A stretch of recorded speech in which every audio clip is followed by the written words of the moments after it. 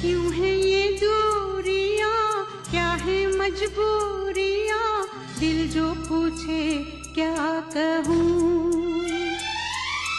घूम की गहराइयां, ऐसी तन्हाइयां, हाय कैसे मैं सहूँ।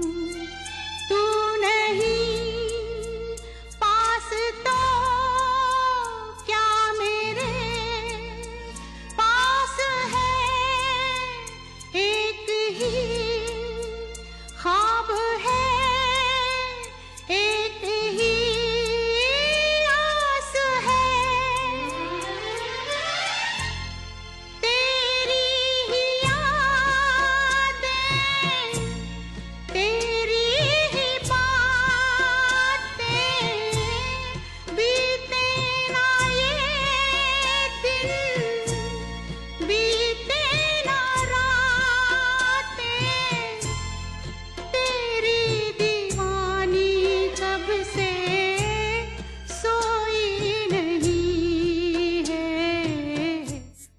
नमस्कार, वड़क्कम, सत श्री अकाल। आप सबका स्वागत है उस शो में जिसका नाम है फिल्मी दुनिया एट रेडियो उड़ान द फ्लाइट ऑफ लाइफ। दोस्तों, मैं रफ्तारी रुचिका पिछले 2 हफ्तों से आपको मिलवा रही हूँ इरफान खान जी से। लेकिन हम ये कैसे भूल सकते हैं कि हमारी फिल्म इंडस्ट्री के आकाश का एक और बहुत ही खूबसूरत सितारा लुप्त हो गया, ऋषि कपूर जी। ऋषि कपूर जी के जाने पर पूरी दुनिया, मुझे नहीं लगता कि कोई ऐसी आंख होगी जो भीगी नहीं होगी। एक ऐसा वर्सेटाइल एक्टर जो हर किसी रोल में, स्पेशली लव रोमांस रोल में, एक नई प्रतिभा, एक नई हिस्ट्री लिख गया, लोगों को मोहब्बत का तरीका सिखा गया। आज उनको याद करते हुए मैं आपको सुना रही हूं उनकी ही एक बहुत ही बेहतरीन फिल्म सागर। सागर फिल्म डायरेक्ट की थी रमेश सिप्पी जी ने, प्रोड्यूस की थी जेपी सिप्पी जी ने, लिखी थी जावेद अख्तर जी ने और म्यूजिक से सजाया था आर.डी. बर्मन जी ने। इसके मुख्य कलाकार ऋषि कपूर जी, कमला हसन, डिम्पल कपाड़िया, नादिरा, सैयद जाफरी और सतीश कौशिक। दोस्तों, इस फिल्म की रिलीजिंग डेट थी 9 अगस्त 1985। बहुत ही बेहतरीन लव ट्रायंगल कमला हसन जी की इस फिल्म में एक्टिंग और उनका सेक्रीफाइस और मोहब्बत 2 दिलों की। दोस्तों, शुरुआत करती हूँ सागर फिल्म की। हाँ तो दोस्तों, फिल्म की शुरुआत होती है सागर के किनारे बसे गोवा से, जहां पर राजा यानी कमला हसन द हीरो फिशरमैन है सारे फिशरमैन्स में, और यहाँ के ठेकेदार को वो बहुत पसंद है क्योंकि वो सबसे ज्यादा मछलियां पकड़ के लाता है। और उसको पसंद है, यानी राजा को पसंद है डिस सिल्वा अंकल की चाय या फिर उनकी बेटी डिम्पल कपाड़िया। मोना, मोना, लेकिन मुझे ठीक से कुछ दिखाई नहीं दे रहा है। लेकिन मैं ठीक हूँ, तुम घबराओ मत, मैं ठीक हूँ। मोना, तुम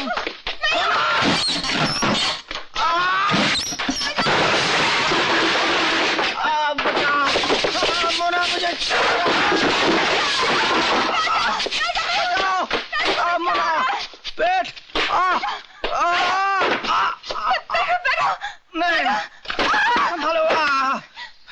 ये बैठने का वक्त नहीं है, मैं जा रहा हूँ, अब जाने का। लेकिन मैं कहाँ जा रहा हूँ? Mona, good bye Mona. Hello भगवान।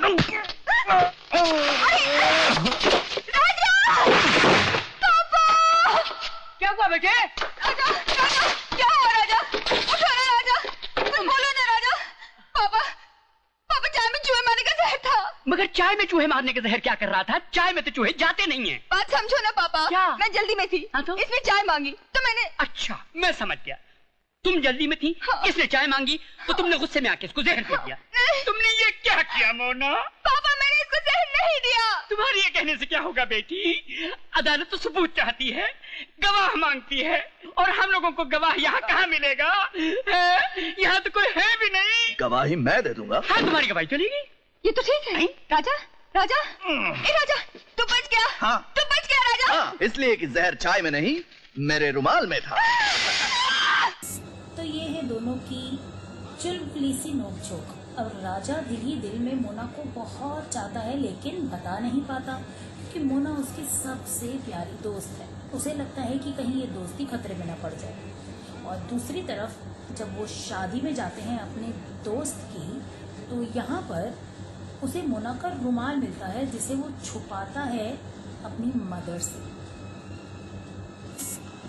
कमला देवी, जिनका शिपिंग का बहुत बड़ा कारोबार है, ऋषि कपूर की दादी हैं, क्योंकि बहुत बड़ा एम्पायर चलाती हैं। अच्छा लगा जी? अच्छा। और तुम्हारा कमरा? अच्छा, वो भी बहुत डेवलप की जा सकती है। फिशरीज की कंपनी तो शुरू हो ही गई है, दूसरे भी प्लान्स हैं। तुम काम में दिल लगाओ, सब जान लोगे। कॉलेज के बाद अब तक क्या किया तुमने? इधर उधर घूमते रहे। अब तुम यहीं रहो। मैंने विक्रम से कह दिया है, वो तुम्हें धीरे धीरे सब सिखा देगा। जी। तुम्हारी शादी भी हो जानी चाहिए। तुम्हारे बाप ने तो अपनी जिंदगी बर्बाद कर ली थी, लेकिन तुमको मैं अपनी जिंदगी बर्बाद नहीं करने दूंगी। मेरे बाप ने अपनी जिंदगी बर्बाद नहीं की थी, अपनी मर्जी से गुजारी थी। अपनी मर्जी से गुजारी थी या उस औरत की मर्जी से? आपके कुछ और कहने से पहले मैं आपको बता दूं कि आप मेरी माँ के बारे में बात कर रही हैं दादी माँ। Really? अगर मैं ऐसा कर रही हूं तो मुझे नहीं करना चाहिए, क्योंकि उसके बारे में तो मैं कोई बात नहीं करना चाहती। तुमने अभी तक सूप खत्म नहीं किया?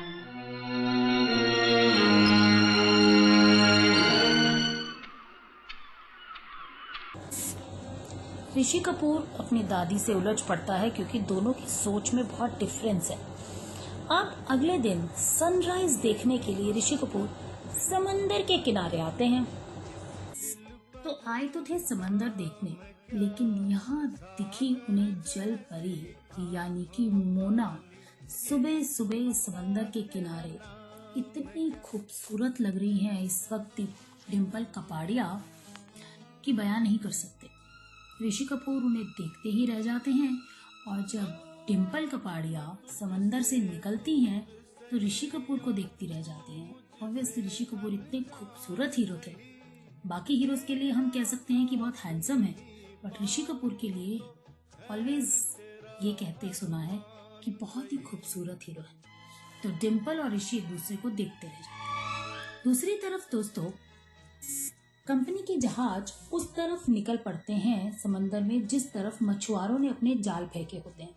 अब गरीब लोगों के जाल बहुत आवाजें लगाने पर, बहुत कहने पर भी समंदर के जहाज यानी कमला देवी शिपिंग कंपनी के जहाज मुड़ते नहीं हैं और उनके जाल में फंस जाते हैं, यानी जाल उनके फट जाते हैं, बेड़ियां टूट जाती हैं।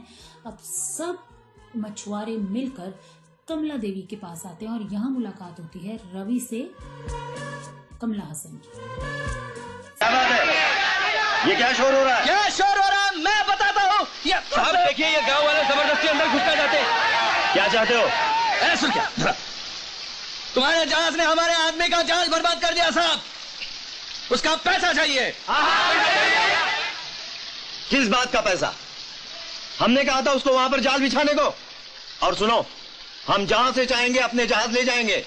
ये समंदर कोई तुम लोगों की जागीर नहीं है, समझे? ठीक है, समंदर हमारी जागीर नहीं है तो उसकी लहरों पर तुम्हारी कंपनी का ठप्पा भी नहीं लगा है कि जिधर मुंह उठाओ चले जाओ। ए साहब, तुमने इसका नुकसान किया है, पैसा तो तुमको देना ही पड़ेगा। देखो, अगर तुम झगड़ा करना चाहते हो तो। एक मिनट विक्रम अंकल, क्या बात? ये सब क्या हो रहा? कुछ नहीं रवि, ये इस गांव के मछेरे हैं। इनका जाल हमारे जहाज के सामने आ गया तो बस इन्हें पैसे मांगने का बहाना मिल हमारा जाल तुम्हारे जहाज के सामने नहीं आया। तुम जानबूझकर अपना जहाज हमारे जाल के ऊपर से ले गए। अरे करते हो तो डरते क्यों हो? बोलो जो क्या है। तुम्हारा जाल बेकार हो गया। धज्जियां उड़ गई साहब। इस बेचारे का था, सूद पर पैसा लेकर जाल खरीदा था इसने। अब क्या कमाएगा, क्या खाएगा? रवि, तुम भी किन लोगों की बात सुन रहे हो? अरे ये लोग जैसे भी हो विक्रमाकर, लेकिन जो हुआ अच्छा नहीं हुआ। इस आदमी का जितना भी नुकसान हुआ उसका पैसा आज और अभी मिल जाना चाहिए। लेकिन अगर मैडम को पता, मैडम की फिक्र आप ना करें, उनसे मैं बात कर लूंगा। आप इसको पैसा दिलवा दीजिए। ठीक है त्रिवेदी। Yes sir. इस आदमी को ऑफिस में ले जाओ और इसका पेमेंट करवा दो। ठीक है साहब। अब रवि का ये फैसला मैनेजर को बहुत बुरा लगा और अपनी बेइज्जती महसूस हुई। ये ठंडी बीर लीजिए, बहुत ही फंटास्टिक चीज है। यू विल फील कूल, ठंडक पहुंचेगी। सर, सुना है रवि ने आज बहुत ही डैमफुल बात की। पता नहीं सर आपको कैसा लगा, लेकिन हमको तो बहुत बुरा फील हुआ सर। हम तो आपके चमचे हैं ना, तो फिर तो होगा ही। लेकिन क्या करें, आफ्टर ऑल दादी माँ का पोता है, ग्रैंड सन, होलसेल वारिस तो ही इज। वारिस? कमला देवी का वारिस तो रवि का बाप अरुण भी था। मैडम का इकलौता बेटा। क्या हुआ? जब तक जिया भिखमंगों की तरह रहा। वारिस होने से क्या होता है? हाँ, क्या होता है? बहुत ही फंटास्टिक बात कही सर आपने। लेकिन सर एक बात बहुत फील होती है, जब कमला देवी ने सन को ही गेट आउट कर दिया था, तो फिर ये ग्रैंड सन कैसे कमिन हो गया है? ये 7 बरस का था जब अरुण और उसकी बीवी एक रोड एक्सीडेंट में मर गए। ओह। बाद में इसको मैडम ले आई थी। सारी जिंदगी हॉस्टल में रहा, अब साथ में रहने को बुला लिया है। जो बेटा न बन सका वो पोते को बनाना चाहती हैं। डैम फूल। मगर तुम देखते जाओ बट्टुकलाल, ये प्रॉपर्टी, ये सारा बिजनेस सब एक दिन मेरा हो जाएगा। न बेटे को। इसके बाद वो कमला देवी को ये आइडिया देता है कि क्यों ना हम मार्केट में अपनी रेट कम कर दें, ताकि ये जितने भी मछुआरे हैं उनकी कमर टूट जाए और वो मजबूर हो जाए हमसे कर्जा लेने के लिए। ये सुनकर सारे मछुआरे इंक्लूडिंग राजा बहुत परेशान हो जाते हैं। और वहाँ जब ये सब कलेशबाजी मच रही होती है, ऋषि कपूर मोना को ढूंढते हुए पहुंच जाते हैं।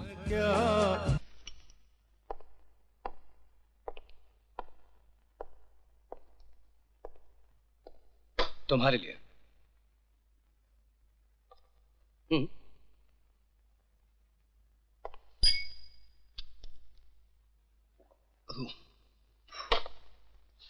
ठहरो साहब।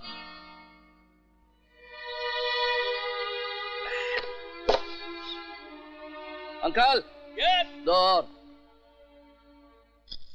देखो साहब, तुम बहुत बड़े आदमी हो, हम तो बस छोटे आदमी हैं, मछुआरे हैं। पर हमारी मेहनत की कमाई से भी एक पीते जाओ।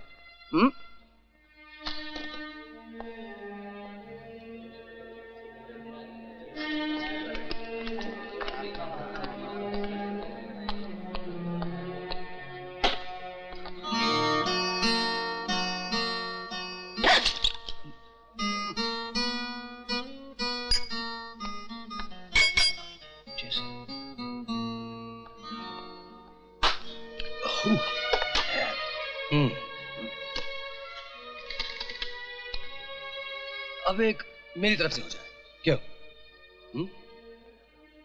अंकल। हाँ बोलो। दो और प्लीज। क्या नाम है साहब तुम्हारा? मैं कोई साहब नहीं हूं और मेरा नाम रवि है राजा। राजा।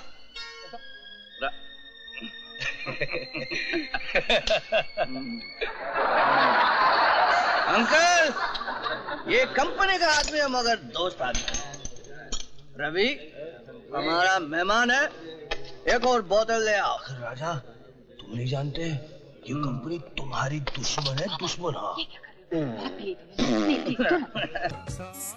तो जी हाँ, ये पीते पिलाते इन दोनों की हो जाती है दोस्ती, लेकिन असली मोटिव ऋषि कपूर का मोना से प्यार करना है। वो घूमते घुमाते फिर से मोना से मिलता है। चले? तुम कितने बरस की थी जब तुम्हारी माँ? 12 बरस। खुशकिस्मत, तुम्हें मुझसे 5 बरस ज्यादा माँ की मोहब्बत मिली। मैं तो 7 साल का था जब मेरे माँ बाप दोनों इस दुनिया से चले गए।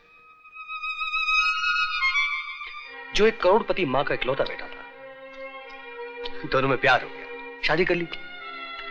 मगर मेरी दादी उस शादी से इतनी नाराज रही कि उन्होंने अपने बेटे की आखिरी सांस तक उसकी सूरत नहीं देखी। रवि, सिर्फ इतना याद रखो कि तुम्हारे माँ बाप कितने अच्छे थे, कितना प्यार था उनमें, और जो कड़वी बातें हैं उन्हें भूल जाओ। ये बात इसलिए याद आ गई कि एक बार फिर वही होने वाला है।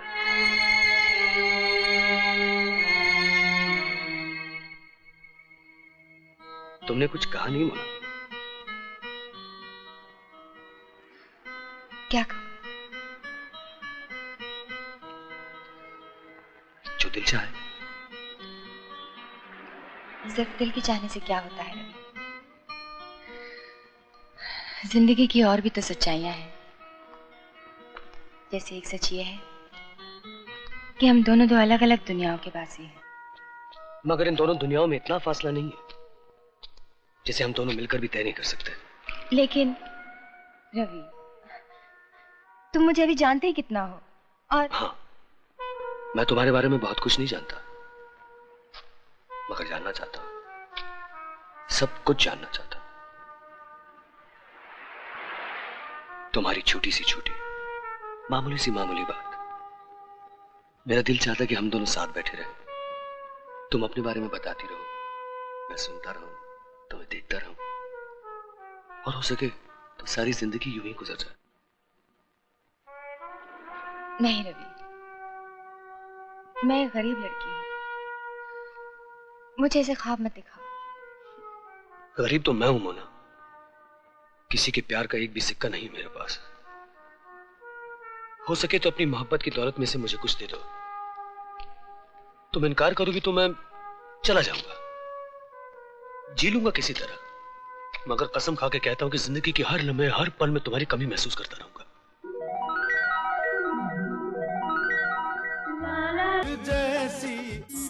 इतनी मोहब्बत भरी बातें सुनकर मोना रवि के चाम से पीछे नहीं हट पाई और उसकी बाहों में समा गई। दोनों का इश्क प्रवान चढ़ने लगा। सागर किनारे दिल ये पुकारे, तू जो नहीं तो मेरा कोई नहीं। और दूसरी तरफ राजा और रवि की दोस्ती भी प्रवान चढ़ने लगी। ऐसे ऐसे, हाँ ऐसे? हाँ हाँ हाँ, ठीक है ठीक है। देखिए, हाँ। अरे यार, ठीक ही चला रहे हो। यार ये तो लगता मैं सीख जाऊंगा। हाँ, तुम तो सीख जाओगे। लगता है मैं ही दिल की बात करना नहीं सीख पाऊंगा। अरे ना सीख पाए तो क्या है, हमसे कह दो। क्या कहना है, किससे कहना है, हम कह देंगे। अच्छा, कह दोगे? अरे भाई, जो कहोगे कह दूंगा, लेकिन कहूंगा किससे ये तो बताओ। हाँ बताओ। हाँ अच्छा तो फिर बता दूं? अरे क्या बता दूं किया जा रहा है, साला बता के। नहीं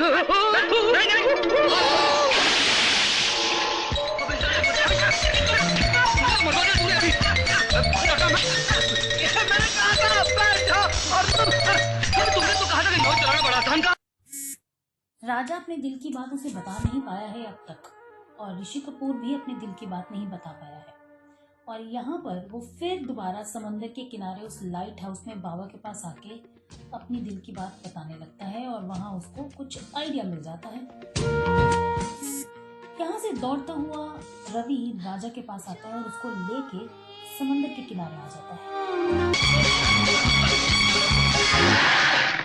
फिर क्या हुआ? मैं धड़ाम से गिरा और पीठ में चाकू देखा। एक बात बताओ, तुम ये सब सूझता कैसे? बस जब मिस जोसेफ वो लाल रंग का डब्बा लाई, उसे देखकर मेरे मुंह से ऐसे ही निकल गया खून। अरे तुम मोना की सूरत देखते ऐसी डर गया। यार वो डरती कैसे नहीं? तुमने भी तो ये यार तुम बड़े खतरनाक आदमी हो। वो तो हूँ, आज सवेरे से सिर्फ झूठ बोल रहा हूँ मैं। अच्छा चलो हफ्ते भर का कोटा आज ही पूरा कर लो, जो जी में आए कहो। अच्छा जो जी में आए कहो? हाँ कहो, लेकिन जल्दी कहो, इसलिए कि आज मुझे भी तुमसे एक जरूरी बात कहनी है। हाँ तो सुनो, मैं एक लड़की से बहुत बहुत बहुत प्यार करता हूँ और ये सच है।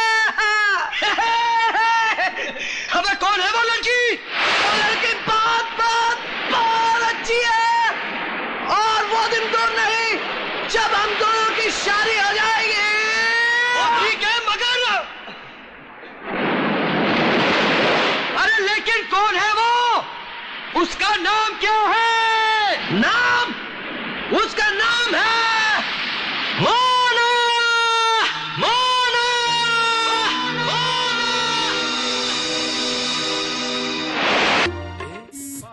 अब इतना सुनते ही ऋषि कपूर की दिल की धड़कनें बंद हो जाती हैं। उसे लगता है मेरी दुनिया लुट गई। और अगले दिन राजा मोना से कहता है रेलवे क्लब की पार्टी में चलने के लिए। वहाँ पे रवि भी आ रहा है। मोना तैयार हो जाती है और वहाँ दोनों खूब डांस करते हैं, लेकिन रवि का चेहरा उतरा।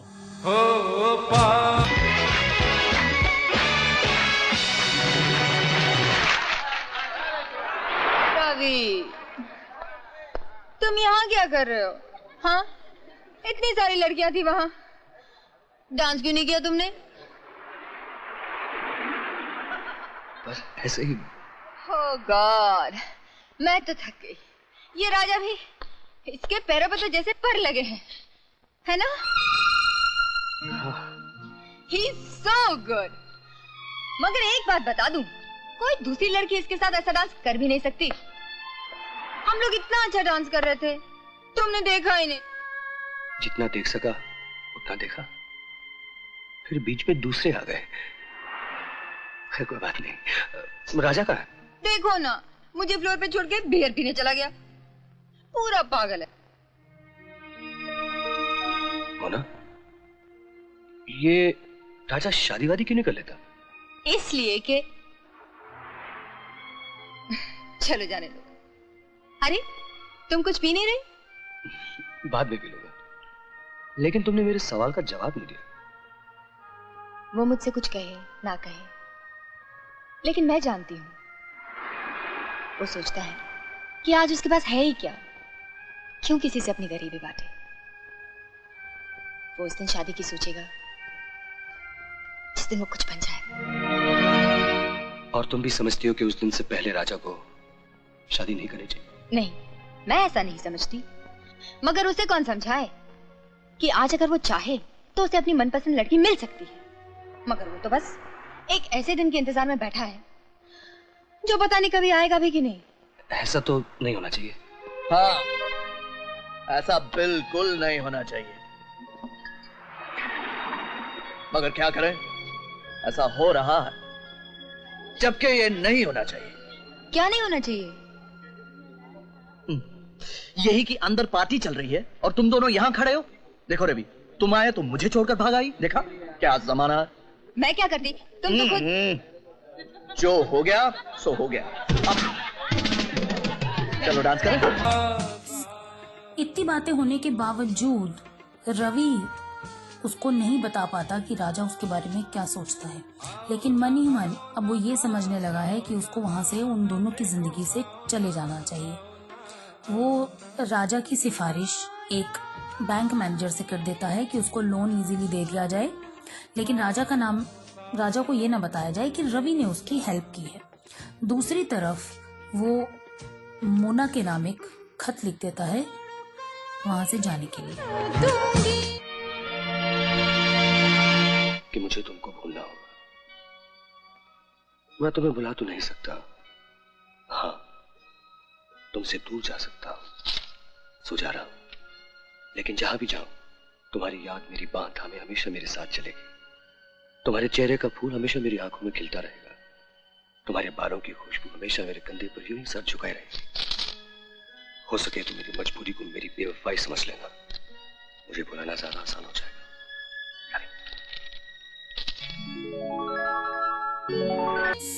खत पढ़ने के बाद मोना जैसे टूट सी जाती है।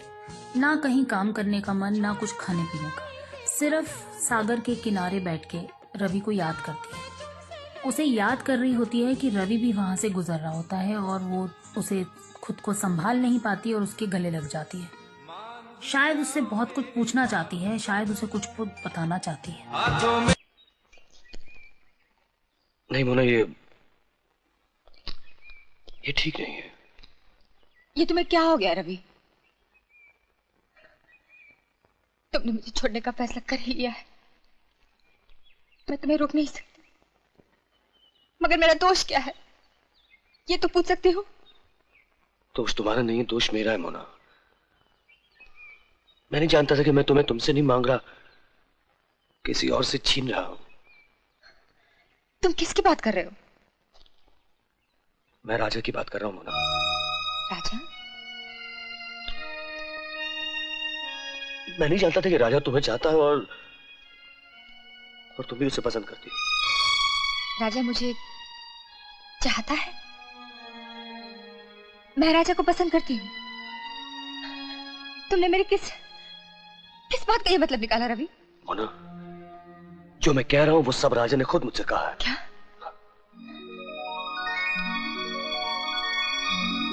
अगर राजा ऐसा सोचता है तो उसे ऐसा नहीं सोचना चाहिए, मैं कहूंगी उसे। लेकिन इसकी सजा तुम मुझे क्यों दे रहे हो रवि? मैं तुमसे, सिर्फ तुमसे प्यार करती हूँ।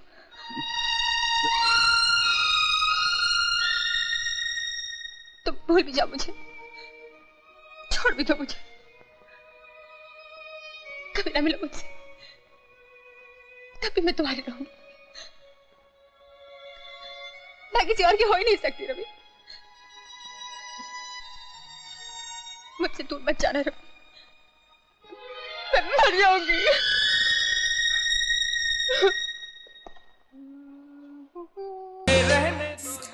अब रवि सब कुछ मोना को बता चुका है, लेकिन मना कर दिया बात करने के लिए। अब मोना क्या करे? दूसरी तरफ राजा इन सब चीजों से बेखबर मोना को अपनी लोन पास होने की खुशी का इजहार करने जाता है, उसको बताने जाता है। लेकिन देखता क्या है कि उसी सागर किनारे मोना और रवि आपस में दोनों गले मिले हुए हैं, जिसे देखकर राजा बहुत परेशान हो जाता है। सारी रात बैठ के पीता है और अगले दिन सुबह जब काम कर रहा होता है तो बहुत अपसेट होता है। लेकिन अब मोना को तो उससे बात करनी है और मोना आती है उससे बात करने। मैं तुमसे कुछ बात करना चाहती हूँ।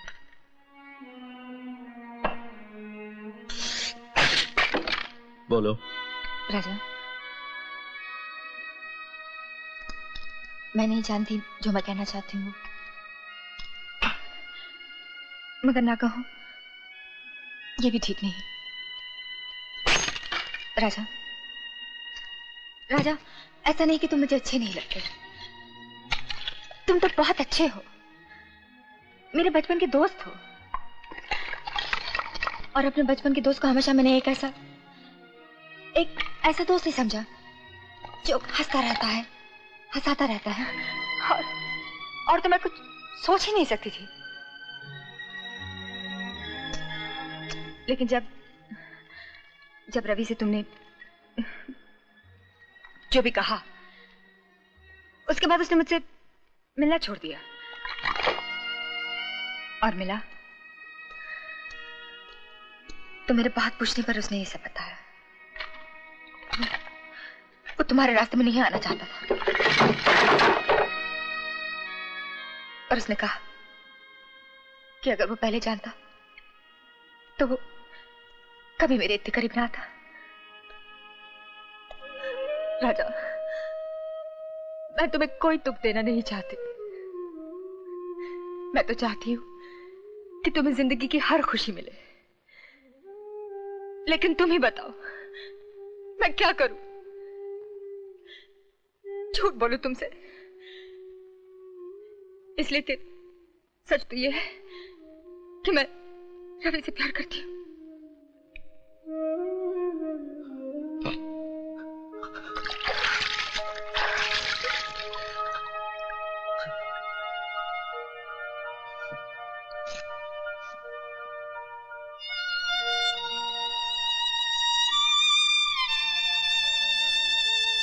राजा,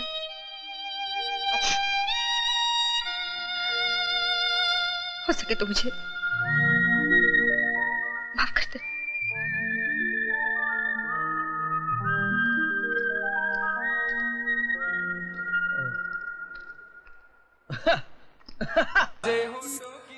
इतना कहकर मोना वहां से जाने लगती है तो अब राजा का नाटक शुरू होता है, क्योंकि राजा समझ चुका है कि दोनों आपस में बहुत प्यार करते हैं, बीच में आने का कोई मतलब नहीं, और वो मोना से भी उतना ही प्यार करता है जितना रवि से। तो अब यहाँ वो नाटक शुरू करता है।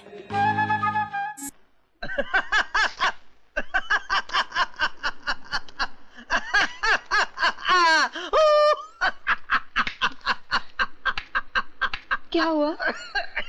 ये इस तरह हंस क्यों रहे हो? हो सके तो मुझे माफ कर।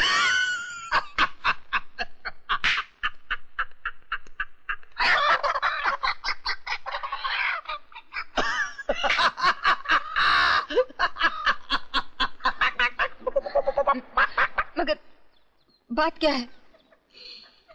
बात तो मैं बताने वाला नहीं था, मगर अब तुमने रोना धोना शुरू कर दिया, इसलिए बता देता हूं। बात यह है कि तुम बिल्कुल इडियट हो, बेवकूफ हो, बुद्धू हो। अरे पागल, यहां कुछ है कि नहीं? नहीं? क्या मतलब? मतलब यह है कि तुम समझती हो तुम्हारे और रवि के बारे में अगर तुमने मुझे नहीं बताया तो मुझे पता ही नहीं। मैं अंधा हूं क्या? सब पता था मुझे।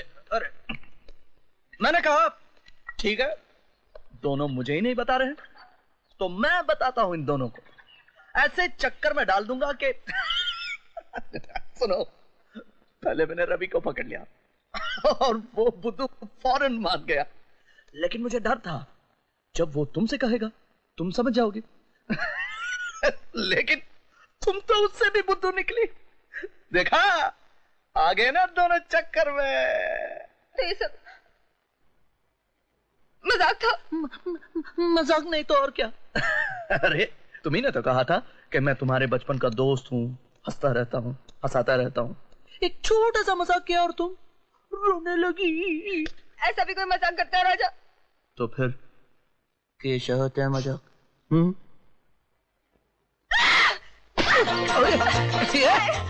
मैं तेरे को नहीं छोड़ूंगी। पागल, अरे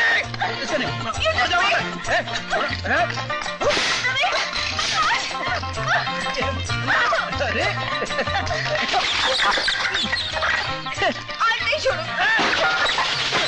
अरे भाग कर गए डरपोक। तो बताया तुम ऊपर से जूते बच। अरे ऊपर से क्या? ऊपर से तेरा ऊपर छोड़ दूंगी। नहीं,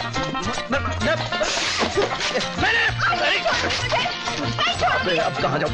बचाओ, ये लड़की पागल है। ये झूठे। नहीं, छोड़ मुझे। छोड़ मुझे। या तो गुस्सा कर लो या हंस लो, दोनों।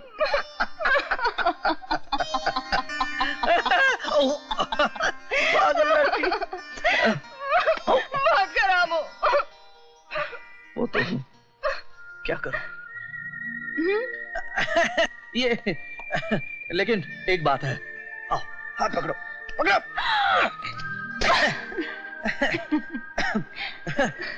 देखो, देखो, मैंने तुमको सब बता दिया। इसका मतलब ये नहीं है तुम फौरन जाके रवि को बता दो, थोड़ा और परेशान करते हैं उसको। हाँ? हाँ? वो ऐसे ही बहुत परेशान है। अरे सिर्फ 5 मिनट के लिए। नहीं। 2 मिनट। लेकिन देखो, ज्यादा मत सताना। हाँ?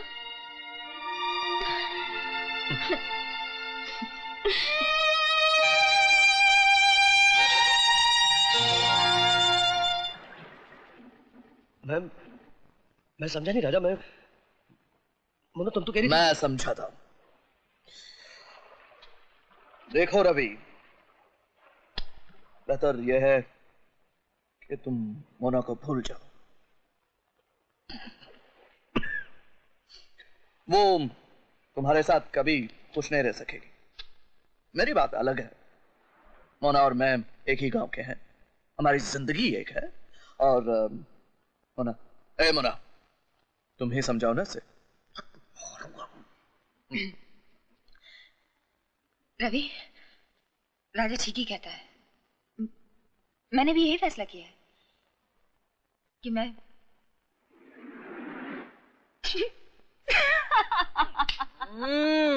अरे मोना तुम, अरे यार, जरा सी हंसी नहीं रोक सकते तुम अपनी? कर देना गड़बड़। बस मुझे और नहीं रुक सकती थी हंसी। अरे देख रहे हो उसकी सूरत? ऐसी सूरत ही तुम्हारी। क्या किस्सा क्या है? तुम हंस क्यों रहे हो? अरे रवि, ये सब इस राजा की चालबाजी थी। ये सब इस बदमाश का मजाक था। मगर वो मजाक नहीं था मोना। उस दिन राजा ने मुझसे मजाक नहीं किया था। इससे खुद पूछो तुम। राजा ये भी असरा। मोना मेरी बात मानो, उस दिन से मुझे। अरे रवि, तुम इस राजा को नहीं जानते। देखा ना अभी कितना गंभीर होकर बात कर रहा था। अगर मुझे हंसी नहीं आती ना तो फिर आज भी नहीं यार। आज तो मैं बताने वाला था। देखो रवि, ये सब मजाक था। मुद्दू, याद है उस दिन हम दोनों मोटर बाइक पे यहीं आए थे? हाँ याद है। और मैंने क्या कहा था? आज सवेरे से मैं सिर्फ झूठ बोल रहा हूँ। और तुमने क्या कहा? ठीक है, हफ्ते भर का कोटा आज ही पूरा कर लो, जो दिल में आए कहो। कहा कि नहीं? हाँ कहा था। हाँ, उसी के बाद मैंने ये सब कहा था, फिर भी नहीं समझे। अरे हाँ यार, हाँ सुना, अब कह रहा है हाँ। तेरी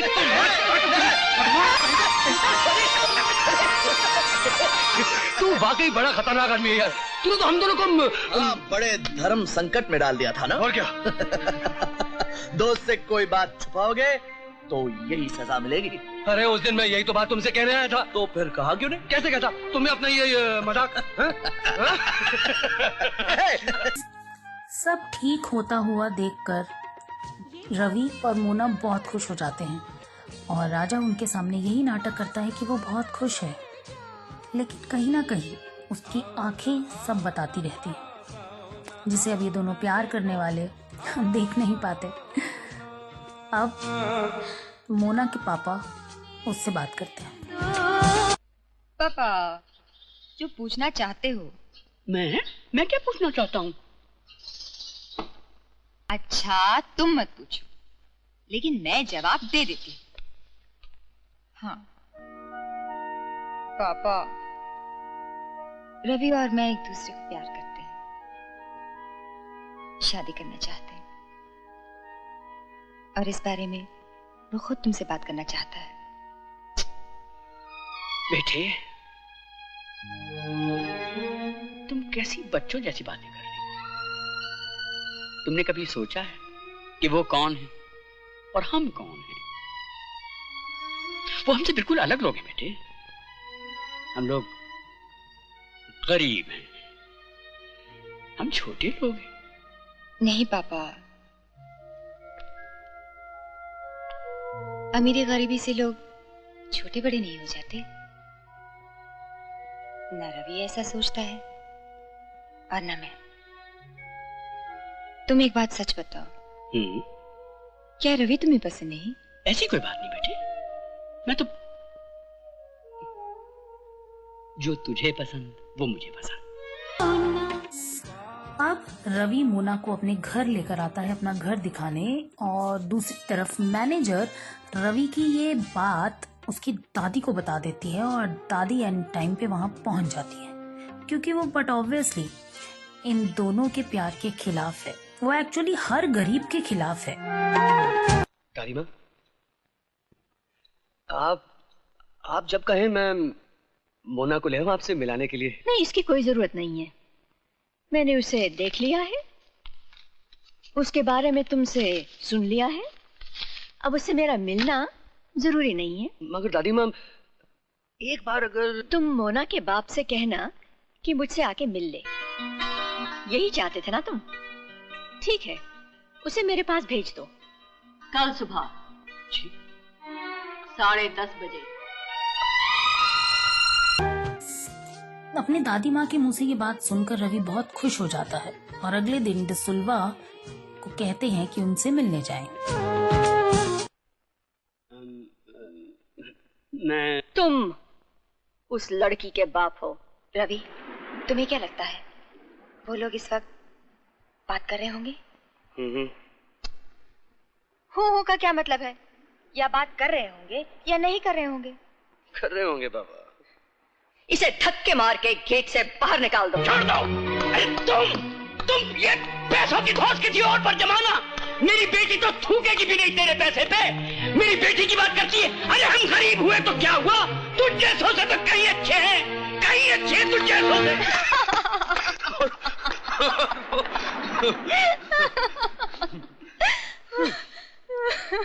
अच्छा तो मैं चलूं? ठहरो ना रवि, देखती हूँ पापा शायद आई गए। एक तरफ हटो हटो। अरे भाई को दौड़ के जाओ। चल भाई चला।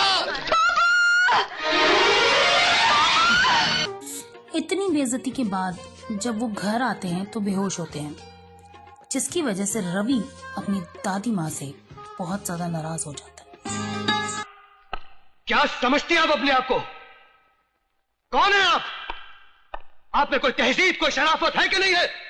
उन्हें आपने बुलाया था, दादी माँ आपने खुद बुलाया था। मैं कभी सोच भी नहीं सकता था कि आप उस शरीफ इंसान को इस तरह बेइज्जत करने के लिए बुला रही हैं। बेवकूफी की बातें मत करो। बेइज्जती उनकी होती है जिनकी कोई इज्जत हो। और आपकी नजरों में इज्जत सिर्फ आपकी है, इसलिए कि आपके पास पैसा है। मगर एक बात अच्छी तरह समझ लीजिए, मिस्टर डिसिल्वा आपके पास कोई भीख मांगे नहीं आए थे। आपको कोई हक नहीं था कि आप उनके साथ इस तरह। बदतमीजी तो बहुत छोटा सा लफ्ज है। और ये छोटा सा लफ्ज डिसिल्वा जैसे छोटे आदमियों के लिए कितना सही है। बात करने की तमीज नहीं उसमें। मैंने उससे कुछ कहा और वो आप ही से बाहर हो गया। आपने जरूर उनसे कोई बहुत ही घटिया बात कही होगी। डिसिल्वा या उसकी बेटी के बारे में जब भी कोई सच बोला जाए घटिया ही होगा। इस तरह के जाहिल लोगों को जबान पे तो काबू होता नहीं। चिल्लाने लगा, बस मेरे नौकर आ गए और उन्होंने। आपके नौकरों की हिम्मत कैसे हुई डिसिल्वा साहब पे हाथ उठाने की? मेरे नौकर मेरा नमक खाते हैं और मुझसे कोई ऊंची आवाज से बात करे वो ये बर्दाश्त नहीं कर सकते। आपको मिस्टर डिसिल्वा और मोना से माफी मांगनी पड़ेगी। तुम इस वक्त अपने होश में नहीं हो, इसलिए कि ये बात सिर्फ मुझसे कोई पागल ही कर सकता था। मैंने ये बात आज तक किसी से नहीं सुनी। तो वो बात कहता हूं जो आप एक बार पहले भी सुन चुकी हैं। अपने बेटे से मैं आपका घर छोड़ के जा रहा हूं। मेरा मशवरा है कि ये ख्याल अपने दिल से निकाल दो, इसलिए कि अरुण जिस दिन घर छोड़ के गया था मैं उसे भूल गई थी। लेकिन शायद मैंने गलती की थी। शायद मैं उसके बाद भी कोशिश करती तो मैं उसे बचा सकती थी। लेकिन अगर तुम घर छोड़ोगे तो मैं तुम्हें याद रखूंगी। मैं जानती हूं कि वो लड़की तुम्हारे बिल्कुल काबिल नहीं है। तुम कहीं भी रहो, मैं तुम्हारी जिंदगी उस लड़की के हाथों बर्बाद नहीं होने दूंगी। दादी मां, आपसे पहले भी दुनिया में ऐसे इंसान पैदा हुए हैं जिन्हें आपकी तरह खुदा होने पर यकीन था, लेकिन ना वो खुदा थे और ना आप खुदा। आपकी खुदाई आपकी कंपनी, आपके बंगले की चार दीवारी के अंदर है और मैं आज इस चार दीवारी से बाहर जा रहा हूं। अपनी दादी को ये धमकी देने के बाद रवि वापस डिसिल्वा के घर आता है, लेकिन वहाँ के मछुआरे उसे बहुत मारते हैं और समंदर के किनारे फेंक देते हैं, यानी उसी लाइट हाउस वाले बाबा के पास।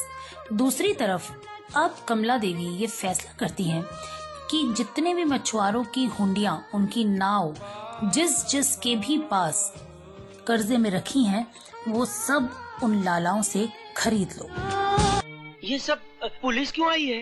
अरे हो गया जो होना था।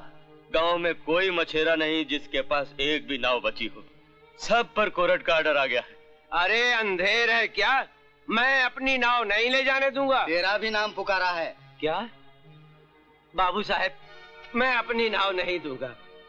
बाबू साहब, अरे अगर हम नाव दे देंगे तो खाएंगे कहाँ से? अरे भैया तुम लोग भी तो कुछ बोलो वली ना। साहब जी, जरा पेपर दीजिए। ये लीजिए।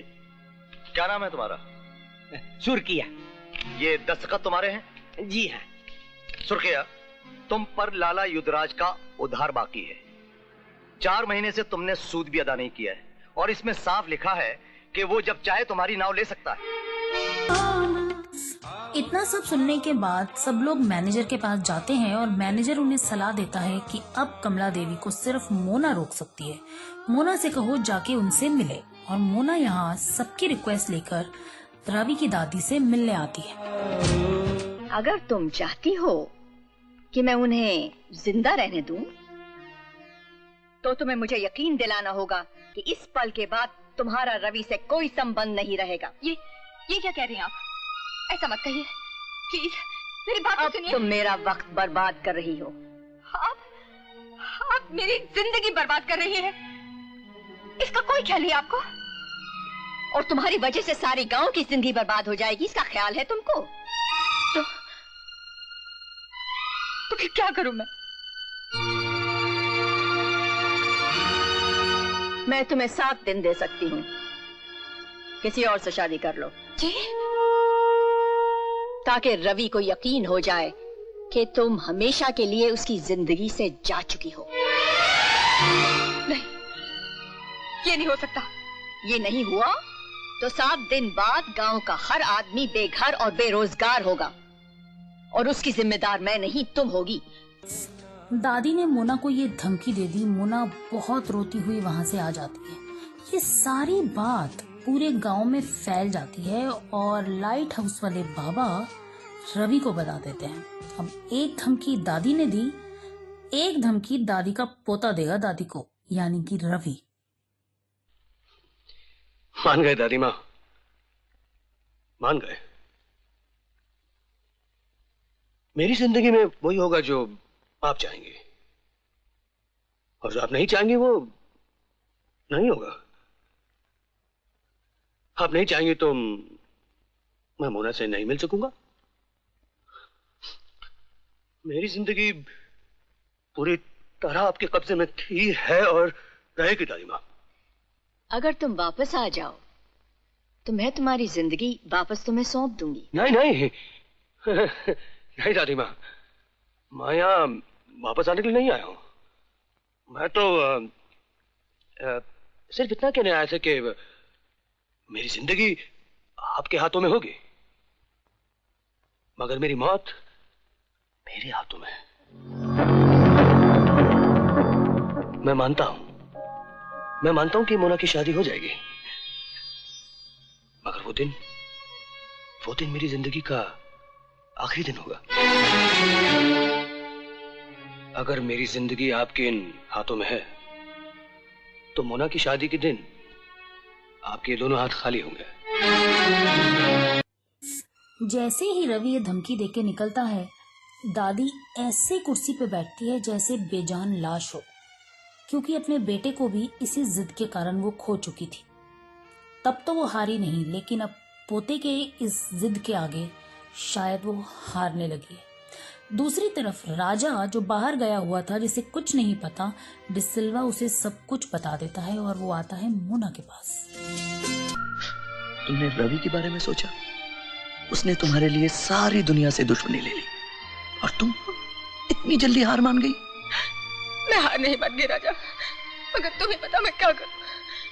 अगर मैंने किसी और से शादी नहीं की तो कंपनी वाले इस गांव को तुम समझती हो अगर तुमने अपनी जिंदगी बर्बाद कर ली तो ये कंपनी वाले इस गांव को आबाद रहने देंगे?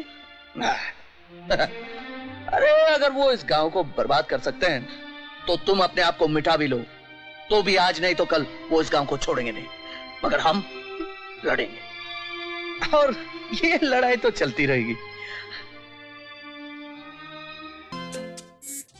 राजा ने मोना को इतना बड़ा प्रॉमिस कर दिया और उसको सांत्वना दी कि अब कुछ नहीं होगा। उधर रवि को जैसे ही पता चलता है राजा वापस आ गया है, वो उससे मिलने आता है, लेकिन अब वो कुछ सुन लेता है। एक तरफ रवि ये बात सुन लेता है और दूसरी तरफ दादी अपने पोते के लिए बेचैन हो उठी है। मैनेजर को कहती है कि जाओ रवि को बोलो कि वो जीता मैं हारी, मुझे उसकी हर शर्त मंजूर है और मैं मोना को अपनी बहू बनाने के लिए तैयार हूँ। लेकिन मैनेजर इस बात पे बहुत ज्यादा नाराज हो जाता है क्योंकि आई हुई प्रॉपर्टी और पैसा उसे अपने हाथों से जाता हुआ नजर आता है।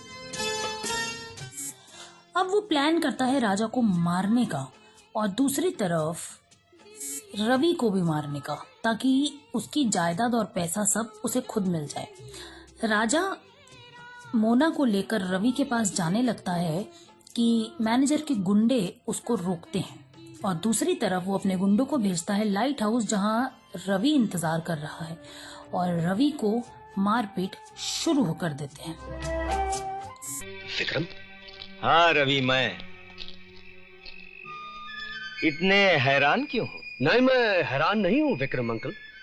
मैं जानता था तुम्हें गलत आदमी हो, लेकिन इतने कमीने और जलील हो ये नहीं जानता था। तुम मुझे कमीना कहो या जलील, पर सच तो यह है कि कमला देवी की सारी जायदाद और दौलत का असली हकदार मैं हूं।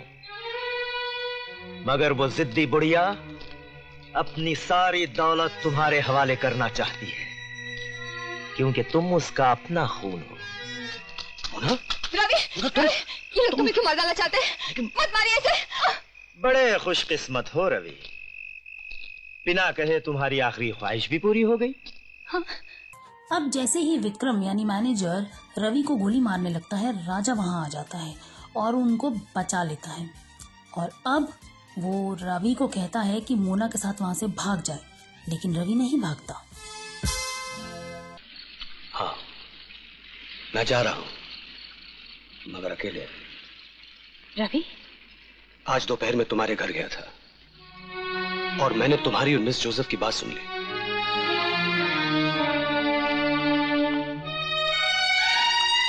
राजा, क्या बात हुई तुम्हारी मिस जोसेफ से? बात?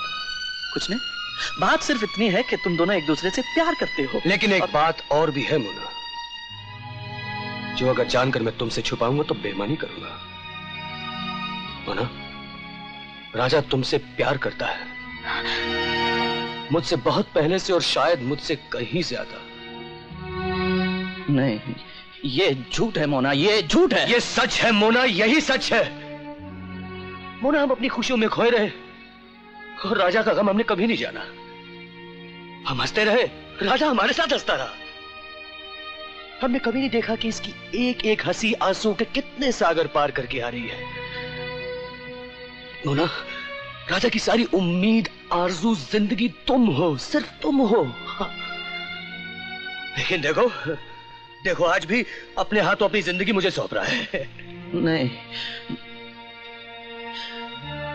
मोना, इसे समझाओ, ऐसा कुछ नहीं है। मोना, इसे समझाओ। तुम्हारी नजरों में मैं कुछ नहीं हूं, कोई नहीं हूं। कहां तुम, कहां मैं ऐसा सोच भी कैसे सकता हूं कि तुम, और अगर कभी सोचा भी हो तो क्या? हा? अगर बच्चा चांद के लिए मचल जाए तो चांद थोड़े उसके हाथों में आ जाता है। राजा,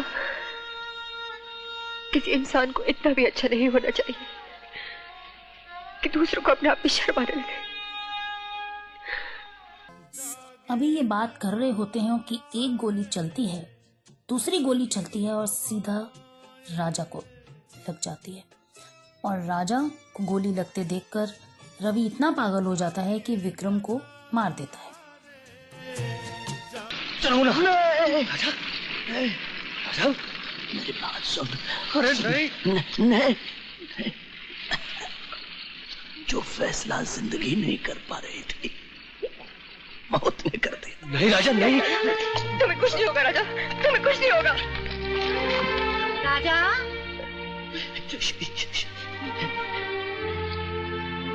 बेटे,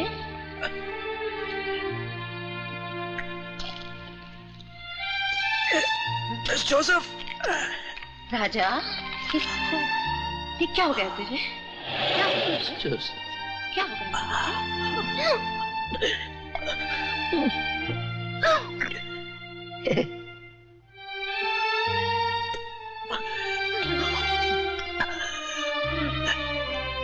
जिन बाहों में जिंदगी मिली उन्हीं बाहों में मौत भी आए।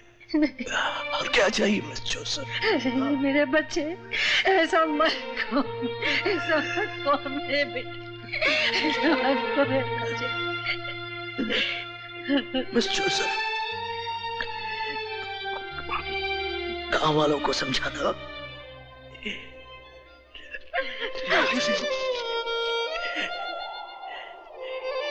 इन दोनों को एक दूसरे से दूर ना करें।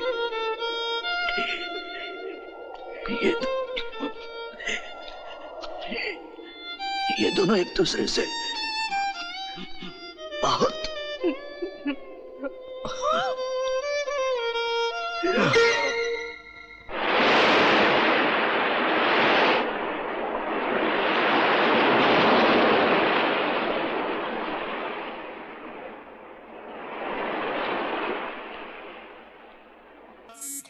तो दोस्तों, ये थी कहानी कुर्बानी की और थी ऋषि कपूर की एक बहुत ही बेहतरीन मूवी सागर की।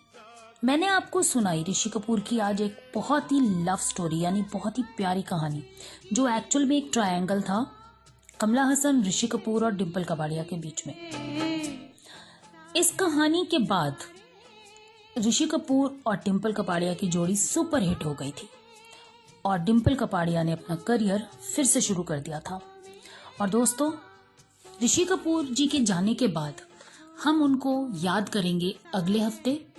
एक और मूवी लेकर आऊंगी उनकी, बहुत ही फैंटास्टिक और सुपर डुपर हिट फिल्म कर्ज।